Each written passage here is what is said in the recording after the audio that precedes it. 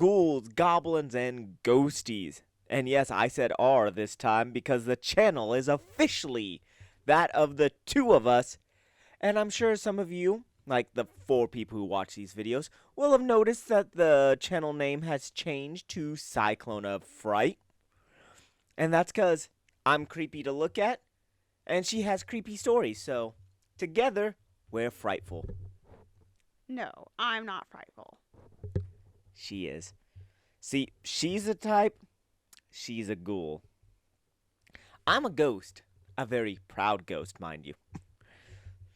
Don't know any goblins, though. I don't know. Do you think the demon donkey Isaac would be considered a goblin? I mean, yeah, probably. That sounds like a goblin's name. Okay, so we do know a goblin. See, everything's right in the world. And because, as you know, if you don't know where you fall, you're a ghoul.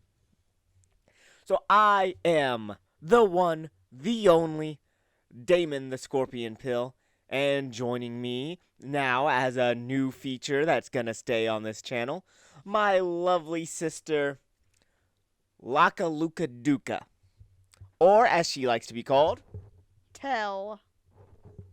I like mine better, but it is what it is. So, before we jump into this video, which is going to be about a show she's been watching called Murderbot. Murderbot. So, does he make... Murderbot. Oh, not Burgerbot? No, not Burgerbot. It's not SpongeBob. I thought maybe he was flipping burgers. No, Murderbot. Well, I mean, that's kind of disappointing for me. But before we get into that, we have some big news. And that is we are going to Popcon Indy on the 27th through 29th of this month, which is pretty cool. And we will be selling all books and some keychains and posters. My books I'll be selling will, of course, be The Killer Hunters, Book 1 and Book 2, Lexi and Adrestia, respectively. And my Rising to the Top, A Scorpion is Born, the first in that series. And what about you? I will also be selling my book, Intrigued by Desire, and I will have pins and keychains. So, yeah, that's really cool. If any of the 5 people who watch this happen to be at Popcon, stop by. Buy a book. Buy 2. Well, anyways, now we are to the actual feature of today's episode. Not Burgerbot. Still disappointed by that, by the way. I really thought we were going to do this. Yeah. I'm sad. I had this whole segment planned with, like, SpongeBob and stuff and flipping burgers, and I was going to eat a burger. Yeah, nah. It's depressing. But, so, Murderbot. No, I know nothing about this show. I'm assuming it's a show with Will Smith going around being prejudiced towards robots. No, total opposite direction. Okay, so there's not a show where Will Smith is being prejudiced towards robots? I mean, iRobot. iRobot. Wait, what was the message of that movie? Because, if I remember right, he's prejudiced towards the robots, that they're evil, and then the robots turn out to be evil, and the only reason they, like, are able to figure that out is because the scientist dude knew he would be prejudiced against the robot. So, prejudice for the win? Is that the message there? I mean, maybe if you're talking about the Civil War or something, I don't know. I have no clue. Okay, so Murderbot's not like that then. Prejudice is not for the win. No one's prejudiced against Murderbot. Well, I'm sure there are people because Murderbot is seen as nothing more than an indentured servant, as the Civil War lovers would say. So, but everyone that he interacts with is at least cool with him. Like, no distrust of him because of what he is or anything like that, right? Oh no, there's plenty of distrust. Huh. So see, how is it the exact opposite? Sounds like iRobot to me now. Maybe there's no people of color in the show. Is that it? Is that the difference? No, there are definitely people of color. Dr. Mensa is a black woman. Oh, okay, yeah, I'm not really seeing a difference. Maybe enlighten me. Like, what is Murderbot? Because right now I'm just imagining Will Smith being like, "I am tired of all of these dang robots on this dang planet." But I might be mixing some stuff up there. But anyways, Wrong actor. You're thinking of Samuel L. Jackson. nah, he's the one who says, "I am tired of all these dang droids on this dang planet," right?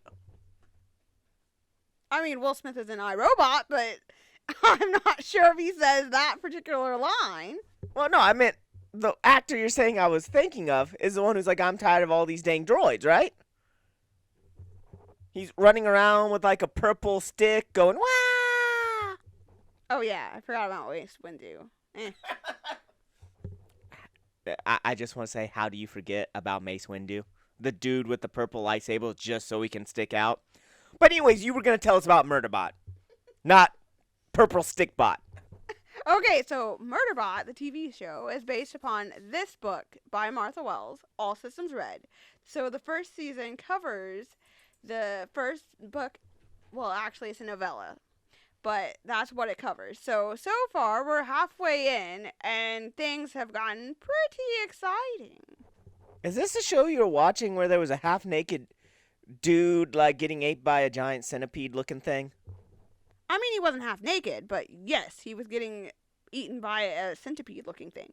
So at no point he was half naked. Well, I mean, he was fully naked in a different segment, but that's neither here nor there. And then at like one point he's like bent over a table and like some other dude's about to give it to him and he starts singing a love song. I mean, he wasn't singing a love song, but that's in a futuristic episode. Wait, what? Oh, we talking about robots? Isn't it already futuristic? What do you mean a futuristic episode? Like, isn't every episode futuristic? We're talking about a robot here. I mean, it is, but these things happened on past the first episode, so don't spoil it for the viewers. Okay, I think if I spoil dude being like bent over a barrel and groped by another dude as he sings a love song, I'm pretty sure even the people who watch the show might not know that. Because I ad-lib a lot of stuff as I walk by and you're watching TV shows. I don't pay attention, I kind of just insert my own ideas into what's going on. It leads to some really wonky ideas of what you watch. Yes, obviously it does. It wasn't a love song. It was the theme song to The Rise and Fall of Sanctuary Moon. Which is a space soap opera that Murderbot is obsessed with. And soap operas rely heavily on what? Well, I mean, I'm not really sure what's going on Sanctuary Moon. Apparently, in the first episode, we've seen that one of the scientists was possibly hooking up with a bot. Romance. Soap operas focus hardcore on romance. Anyone who's ever watched a soap opera will know that. It's convoluted romance at that. So if he was singing a song from a soap opera, it stands to reason he was singing a love song. Checkmate. Now, who is Murderbot? Like on the show, or who plays Murderbot on the show? Is there a difference? Well, I mean, Murderbot is a character, but Alexander Skarsgard is the actor. Yeah, I've seen that dude. He's clearly, put on a helmet and murdered a couple of people. He's so jealous of his brother Walter. Well, no, but Murderbot doesn't go around just willy-nilly killing people either. He calls himself Murderbot. Is it a misdemeanor? Is it kind of like on a series of unfortunate events, the world's deadliest viper or whatever, how it was the cuddly thing cuddling the baby? Well, no. In general, the Murderbot has, in the past, killed people because the Murderbot's job is security unit, so it does whatever the people who are employing the Murderbot tells it to do. So if I paid him a, crisp $10 bill, he'd murder someone for me? Well, no, it would not murder anybody for a crisp $10 bill. Murderbot doesn't have a gender, so Murderbot is referred to by pronouns as it. Okay, so it would murder someone for me? For $10?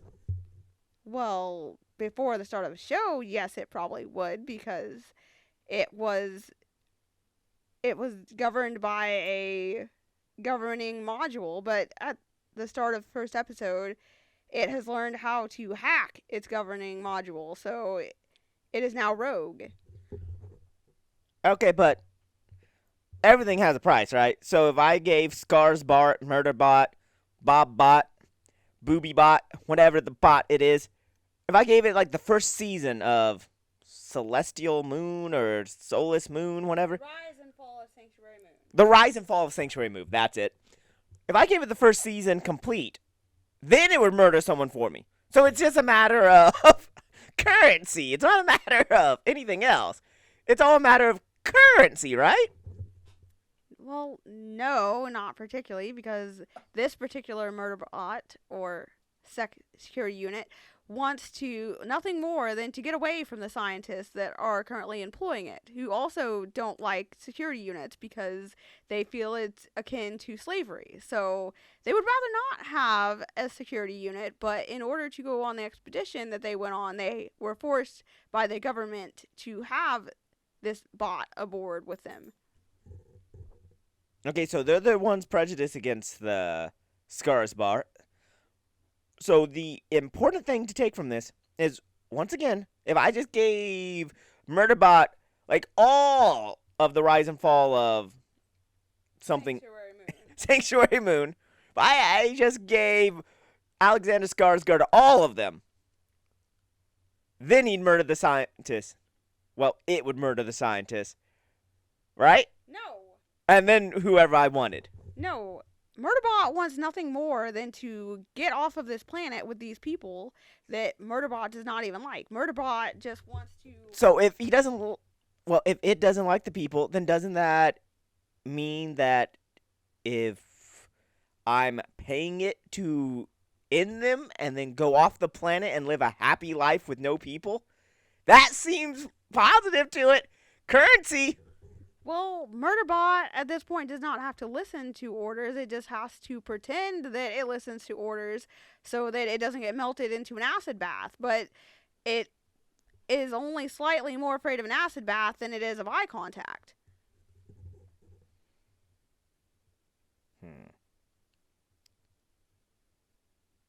So how does it feel for Alexander Skarsgard to be doing Murderbot whenever his brother Walter is just so successful? I mean, Bill and Alexander must constantly be living in the shadow of Walter. Like most successful one of the Skarsgard by far. It's really the only one I even know. Well, I mean, it depends on whose fan base that you're asking. They all have different fan bases. No. There's like the overarching Walter fan base. And then there's subdivisions of the Walter where it's like, I'm a Walter fan, but I'm okay with Alexander. I'm a Walter fan, but yeah, Bill's there. Bill's alright. And then there's like, I'm a Walter fan, but yeah, I totally do Gustav. Like that's how it goes. And then there's like the subdivision of the subdivision where it's like, Walter, Alexander's okay. Try not to see Stella naked.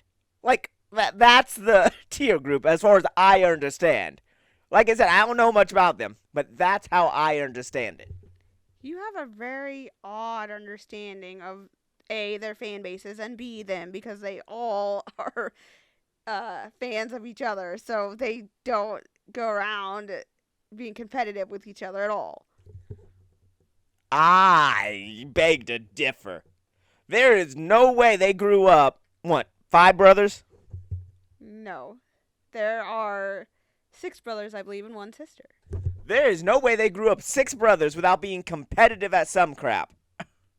There was competition there, I guarantee it. And I hate to say it, but Walter took the lead. What is it people nowadays say? Hashtag Walter or something? I think hashtag is like what you say before something to like bring attention to it, right? I mean, there's hashtag. I thought that was like a drug paraphernalia. I don't know what you've heard, but no, it's a hashtag. Huh. That could explain some strange looks I've got in the past. I really did think that was something else. Huh. Well, anyways, any more thoughts on Murderbot? Like, are you enjoying the season so far? Any critique or likes you have about it? Or any critiques you've seen online that you find funny? Oh, I'm enjoying it, although I will say that it's different from the book, but I just choose to view it as two separate entities. The fact that the series has somewhat been different than the book is not a big deal breaker for me. Well, I mean, as two people who both have books, which you can find available on Amazon, like it's kind of a known fact that there's always going to be differences in media from the book to the TV series or movie or anything. Because, like, in a book, I can have 6,000 characters. It costs me, what, maybe a tenth of a penny more just for, like, the page space to make 6,000 characters. Now, whenever you're doing an actual movie or TV series, all those characters cost money, which generally is why they will, like, shrink them down. Like, one character will now act as, like, 4 different characters from the book. There's also different plot lines that usually get scrapped or go, because you have to keep it within the time period that you have via TV series or a movie. Movies, you generally have, like, 80 minutes to, well, about 200 minutes, depending on the movie. If it's a god-awful Lord of the Rings, it's lasting forever. But, yeah, so... Or a Marvel movie. Marvel movies aren't even that long, and they feel like it. Like, by the time you get to the rising plot of the movie, like, you're done. I wouldn't exactly say that. I would. Okay, do you remember watching The Hulk in theaters? Mom couldn't stay up past the opening scene.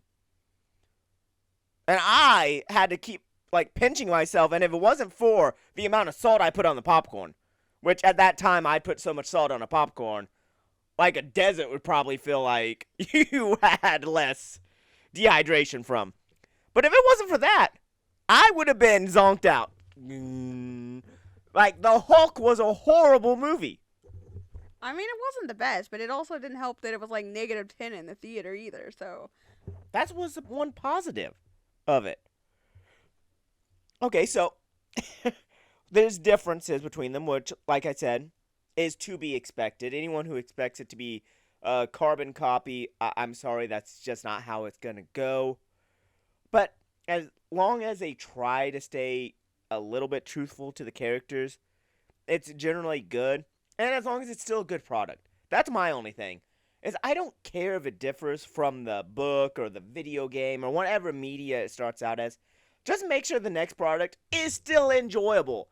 That's the issue, is when the next product's not enjoyable.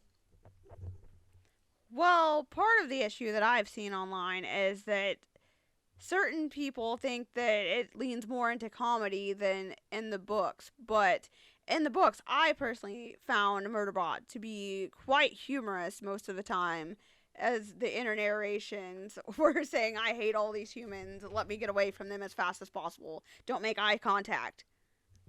Okay, let me get this straight. From the premise you've told me, because remember, I know nothing about this, I don't have like a super huge crush on any of the Skarsgard, so I haven't been watching. Some people might have crushes on the Skarsgards. Can't verify, but... So, the premise you told me is robot that's government contract killer, so like government contract assassin, frees himself of mind control from government, and wants to spend its days watching a soap opera. And yet, people feel like sci-fi comedy isn't the right genre choice there. Well, they found that some of the stuff in the books were humorous, but they feel like it's leaned too much into the comedy. I don't. Well, once again, from the little premise I get, the entire thing was always somewhat comedy. Like, a lot comedy. It's kind of hard not to go that route with the premise. Like, if they didn't want it, if it wasn't meant to be, like, comedy themed, it wouldn't be a soap opera it was into. It would be, I don't know, I guess name a show with Arnold Schwarzenegger in it that's not comedy. So, Running Man by Stephen King. There we go. It would be that that he was watching all the time. I mean, I personally think that the idea of a unit that has hacked its governor module and still shows up to work every day is just as bad as if a person won the lottery and they wanted no one to know, so they showed up to their same menial job just so they could avoid not being seen as a lottery winner. Oh, hell no. I win the lottery. First thing I'm doing is, hey, my 2 weeks are in. Oh, really? Why? Well, see, the problem with that is I'd give my 2 weeks, but then I couldn't work for 2 weeks. Because, like, most jobs give you a 2-minute notice on anything. Hey, we need you to stay late. Oh, you couldn't ask me at the beginning of the shift? Nah, 2 minutes before you're about to leave sounds better. Oh, actually, you're fired. Oh, you let me work all day. And it's 2 minutes before I get off and you let me know. When did you know you were going to fire me? Oh, yesterday. Yeah, so it's a whole 2-week notice of a 2-minute notice. That's how that goes. I still would write the books though. So, and make these videos with Lubalaka Shaka. I don't think that's what I said earlier. I'm pretty sure that's not what I said earlier. I need to start making these things easier for me to remember. Yes, you do. But so basically, the premise of the show, as we have discussed, is that a security unit, which is normally meant to, like, enforce security for the people that the security units are working for, has hacked its governor module and is now rogue, but is so afraid of being found out as being rogue because they will melt it down via an acid bath and use it for spare parts, that instead it puts up with people who would rather not be around, and during the process of this governing module hacking has discovered that it can access the media that the scientists have access to, and that is how it ends up watching like 7,500 hours of the rise and fall of Sanctuary Moon. There's that much of that god-awful soap opera? Wait, what am I saying? Of course there is. Like, Days of Our Lives has been on for like 50 years now. Weekly, an hour a week. Yeah, no, I take it back. That actually tracks. That actually tracks that there's that much. Well, sometimes it will watch Space Hoppers, I believe it's called, but it doesn't really like that one because there are way too many relationship scenes, and Murderbot does not do relationship scenes at all. Or human emotions, or any emotions whatsoever. I thought you said it disliked humans. That's an emotion. Well, that's not seen as an emotion within the show. It's just seen as that's how Murderbot is. I don't know. Anytime I dislike humans, it's considered emotion. I feel like that's a little unfair there. But for the most important part, the ranking. Now, for any of you that have watched this channel and actually stayed true, the like 2 of you that have watched all the videos I put on, for like horror genres, we rank things in exposed titties. So what are we going to rank sci-fi comedies in? I'm not sure. How about Junkless Alexander Skarsgards? How many Junkless Alexander Skarsgards would you rank this? The scale will be 0 out of 10. How many Junkless Alexander Skarsgards are in your closet? I'd give it a 8.5 out of 10. That's pretty solid. kind of wonder about the half one. Is that like the top half of a, Junkless Alexander Skarsgard? Or is that the bottom half of an Alexander Skarsgard? Neither. I just, didn't want to be seeming like I'm too biased, so. Well, okay then. So you heard it here. If you're looking for a sci-fi comedy to watch, Labadagadoopa is ranking this one 8.5 Junkless Alexander Skarsgards out of 10. And if you do not watch it, or you do not enjoy it and go on Reddit and just do the same critique that everyone else is doing, you might just find a Junkless Alexander Skarsgard in your closet. Walter will be under your bed. Now, I think that's all the time we have for today. Any last words for the beloved goblins, ghouls, and ghosties? Yes, just be sure to check out Murderbot on Apple. Well, there you have it. Until next time, we bid you adieu. We hope you have a great day. If you want to comment how bad we are or how scary my face is, make sure to do so below. I am more than willing to read any of the negative comments you want to put. Why? Because it helps. Every negative comment you do not only helps me to kick a cat, but it increases the algorithm trying to push this onto other people. So remember, the more negative you are, the more you're helping me. Do it. I dare you. Anyways, until next time, enjoy. Next week will be a lore video. I will be covering part of one of my books. I believe it will be Pulu Asore. So unfortunately, you will have the week off. Her lore videos will come later down the line once she has another book or two under her belt. And she's always more than welcome to join me on my lore videos. But I think she has a date with, Junkless Alexander Skarsgard. Have a good one, guys. Have a good one.